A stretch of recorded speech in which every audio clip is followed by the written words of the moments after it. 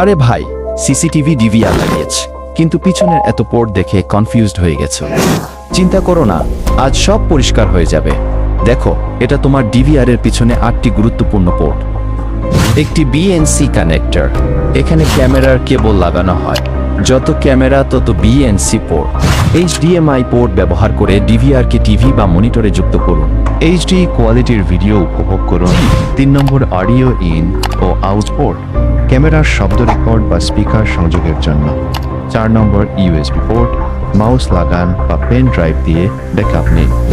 5 নম্বর পাওয়ার port, DVR কে বিদ্যুৎ তো লাগবে, তাই না? 6 নম্বর গ্রাউন্ডিং পয়েন্ট, নিরাপত্তার জন্য জরুরি, ভোল্টেজ সমস্যার থেকে বাঁচায়। 7 নম্বর নেটওয়ার্ক ল্যান পোর্ট দিয়ে ইন্টারনেট সংযোগ করুন এবং মোবাইলে লাইভ ফুটেজ দেখুন।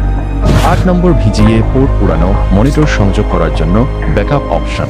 Setup presentation nice. যদি মনে হয় এটা কাজে লাগবে, তাহলে লাইক ও সেভ করো, যাতে ডিভিআর সেটআপে কোনো সমস্যা না হয়। সিসিটিভি লাগাতে ইচ্ছুকদের সাথে শেয়ার করো। প্রশ্ন থাকলে কমেন্টে জিজ্ঞাসা করো, আমি উত্তর দেব।